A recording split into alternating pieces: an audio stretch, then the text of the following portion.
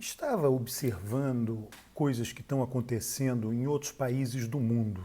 Tá? A primeira coisa importante para que você tenha em mente é que todos esses números da pandemia, os números globais da pandemia, tanto o número de casos, é importante, né? Número de casos como o número de mortes, 80% disso tudo é Europa e Américas. São as duas Américas e a Europa. Então, 80%. Então, quando se fala, está diminuindo o número de casos no mundo, basicamente, né, nesses locais. Está diminuindo o número de mortes, basicamente, nesses locais. É o que está acontecendo hoje. Tá? No Brasil está aumentando o número de casos e aumentando o número de mortes. Mas nos outros lugares do mundo, nos outros lugares com ênfase nisso, repito, Europa e Américas, isso está diminuindo na média. Tem um país que seguiu uma trajetória muito semelhante, está seguindo uma trajetória muito semelhante ao Brasil, que inclusive só está atrás de Estados Unidos e Brasil nessas estatísticas ruins da pandemia, que é o México. O México tem um presidente de esquerda, é o López Obrador.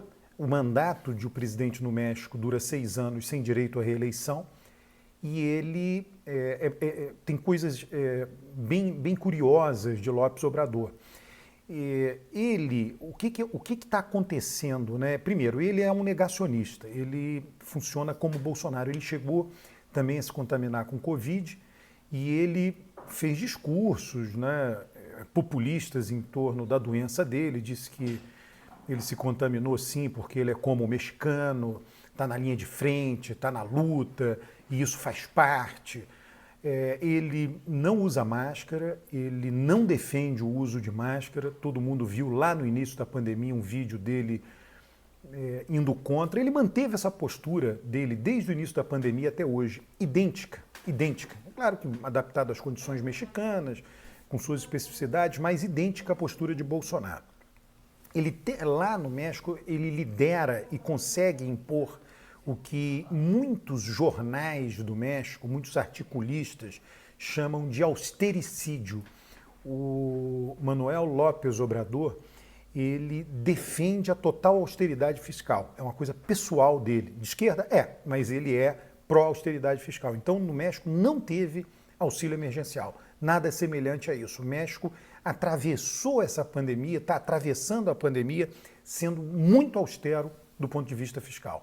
E resultado, né, a queda do PIB do México, menos 8,5%, foi a maior queda do PIB mexicano desde 1932, mais do que o dobro da queda do Brasil em 2020. E apesar disto tudo, Manuel López Obrador, ele tem uma aprovação muito alta, mais alta que a de Bolsonaro. Então, mortalidade alta, número de casos alto, negacionismo, austericídio, sem auxílio emergencial e aprova-desaprova. O aprova-desaprova no Brasil dá 40% de aprova para Bolsonaro. O aprova-desaprova no México dá 60% de aprova para o López Obrador. Com tudo isso, então, digamos, é um Bolsonaro de esquerda com aprovação maior do que Bolsonaro. E bom, como é que a gente entende isso, né? É interessante olhar o México para entender o Brasil. Tá? Olhar o México para entender o Brasil. Manuel López Obrador foi eleito contra uma determinada elite que estava lá. Ele já tinha sido candidato, uma figura conhecida, não era baixo clero como Bolsonaro, mas ele foi uma vitória da oposição contra o recente establishment da política mexicana. E ele foi eleito defendendo, né, melhorar a situação econômica do México. Você sabe, o México vive uma situação de segurança pública muito ruim, com um imenso poderio do crime organizado, e ele então foi eleito prometendo combater isto e foi eleito prometendo combater a corrupção do sistema político mexicano, contra a elite que ele desalojou do poder. Muito semelhante a Bolsonaro também, tá? E as pessoas no México hoje o aprovam porque dizem ele não é corrupto. E aí fez demagogias, vendeu o avião presidencial, enfim, fez várias ações aí espalhafatosas ou marqueteiras em torno dessa marca de não ser corrupto. E ele tem essa coisa popularesca, né? No México, por influência ali, vizinho dos Estados Unidos, o beisebol é um esporte popular, não é o mais popular, mas é um esporte popular, e ele joga beisebol. E aí ele vai lá, pega lá o bastão, acerta a bola, corre em torno das bases. Então ele é visto pelo povo mexicano como alguém do povo. Né? É interessante ver, porque se trata de um presidente de esquerda que está cumprindo um papel no México e é apoiado pela esquerda universitária, o partido dele, Morena, o partido de esquerda, é apoiado por toda a esquerda mexicana, né? E ele se comporta semelhante a alguém de direita no Brasil, o nosso presidente de direita. E ele é austero, coisa que o governo Bolsonaro, na pandemia, não foi. Né? Comparando com o México, sempre lembrando isso, estou comparando com o México. Né? Não há austericídio no Brasil. O gasto com auxílio emergencial foi um gasto grande. O México não teve, repito, não teve esse gasto. Isso, por que eu estou trazendo esse caso do México? Eu não estou preocupado com o México. Eu estou preocupado com o Brasil. Né?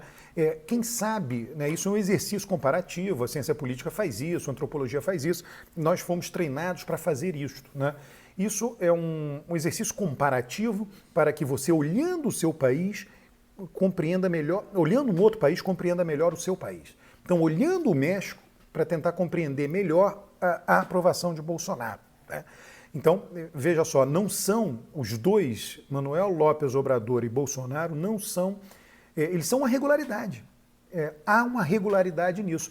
Países com a população muito religiosa, países com a escolaridade média baixa, com governantes que negam, são negacionistas com relação, são anti-ciência com relação à pandemia, que dizem combater a corrupção e, obviamente, mobilizam símbolos importantes de combate à corrupção e, do ponto de vista do eleitorado, considerando-se o noticiário de antes deles, né, o noticiário que havia antes deles tomarem posse, com o noticiário depois deles assumirem a presidência, o eleitorado tem a sensação, de fato, que diminui a corrupção.